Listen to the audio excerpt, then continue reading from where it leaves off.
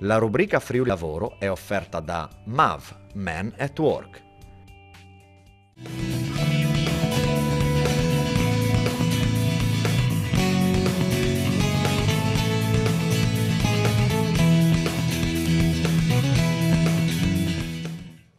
Bentornati a questa puntata di Friuli Lavoro del 2018. Siamo in compagnia di Paolo Bellotto, che è responsabile MAV, buonasera Bellotto, responsabile MAV del Nord-Est. Allora, Bellotto, siamo ai primi di febbraio, quali sono le prospettive economiche ed occupazionali per il 2018 qui in Friuli Venezia Giulia? Sicuramente i dati parlano chiaro, ma anche il sentiment delle aziende. Stiamo uscendo da un periodo lunghissimo di crisi e quello che vediamo è una ripresa degli occupati della regione, sono oltre 510.000 e ne mancano 10.000 per arrivare agli occupati pre-crisi, quindi vuol dire che ormai questo dato ci fa capire che gli elementi macroeconomici ci sono tutti per esserne fuori.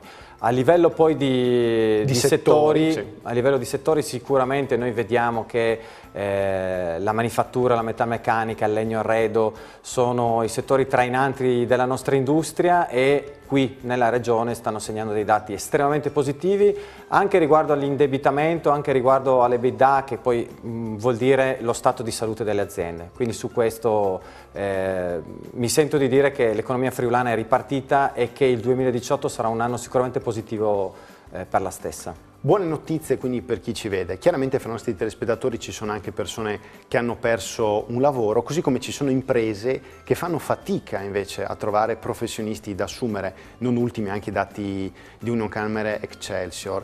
Come si colloca MAV Bellotto in questo mismatch fra domanda e offerta di lavoro in Friuli Venezia Giulia e in Italia?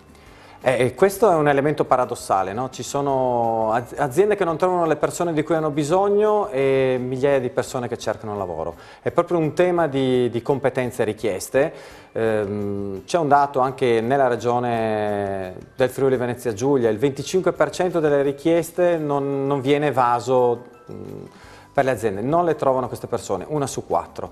Noi siamo molto focalizzati proprio come agenzia sull'industria e quindi da un lato reclutando personale specifico e focalizzato sui distretti industriali abbiamo la possibilità di aiutare questo avvicinamento della domanda offerta, ma questo ovviamente non basta perché queste figure non si trovano e quindi vanno formate. C'è un tema di formazione continua che deve ormai passare per tutte le categorie di lavoratori perché il mondo del lavoro si trasforma, anche quello dell'industria, e le persone devono essere pronte a riqualificarsi e a ricollocarsi in altre aziende con competenze nuove. Quindi facciamo moltissima formazione e c'è anche un tema della scuola, di creare realmente un sistema duale tra impresa e scuola dove gli studenti capiscono l'azienda già da quando sono sui banchi di scuola, non quando ne escono, che poi non sanno dove andare o che tipo di professionalità sviluppare. Quindi ha fatto bene l'industria, il settore industriale piemontese a mandare quella lettera fin dalle medie per far capire ai ragazzi che l'industria piemontese per crescere offre posti di lavoro che permetteranno ai ragazzi di ritrovarsi a 19-20 anni già con un'occupazione. Assolutamente sì, cioè se non c'è questa comunicazione abbiamo due mondi che non si parlano e poi persone che si professionalizzano su posti non presenti in regione per occuparli professionalmente. Questo penso Bellotto che sia centrale, quest'ultima frase, cioè posti che non sono coperti dalle imprese del Friuli Venezia Giulia. Bene, sicuramente il 2017 in questa rubrica Friuli Lavoro ha toccato diversi temi che hanno avuto dei riscontri importanti anche nei social, su LinkedIn e su Facebook.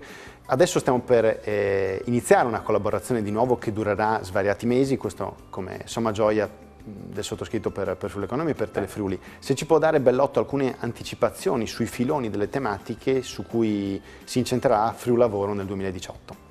Assolutamente sì, visto il successo, questi temi del lavoro, di come si muove l'economia e delle prospettive per il futuro, cioè, non possono che essere di questo interesse. Noi ci muoveremo innanzitutto per portare all'interno delle aziende la nostra competenza e far conoscere le aziende della regione nei vari distretti, per i vari settori, in modo tale che proprio le persone da casa si rendano conto di come sono fatte queste aziende. Non sono più le aziende di una volta dove si va a lavorare in fabbrica, sono aziende evolute, quindi proprio per capire sempre meglio, avvicinarci alle loro richieste. Quindi Friuli Lavoro non in studio ma in azienda. Esatto, faremo delle puntate in azienda, faremo degli approfondimenti normativi di tutto quello che sta uscendo, non ci sono più i voucher, c'è una normativa sempre in evoluzione, è importante che le persone sappiano che cosa succede rispetto a questo. Vi porteremo anche in un'agenzia per il lavoro, perché noi siamo uno degli operatori ovviamente che incrociano la domanda offerta, una parte importante sicuramente del mercato. Il fatto di conoscere questi aspetti legati ai colloqui, a che cosa cercano le aziende, di farlo anche all'interno di una nostra realtà aiuta a capire molte cose anche a chi cerca lavoro. Piuttosto che ovviamente rubriche poi specifiche sull'alternanza scuola-lavoro, sulla formazione, cioè tutti quei temi che ovviamente possono interessare le persone e che sono di assoluta attualità. Bene, ringraziamo Paolo Bellotto, responsabile nord-est di MAV, e ci vediamo nelle prossime settimane per tutta una serie di altre puntate della rubrica Friuli Lavoro. Grazie ancora.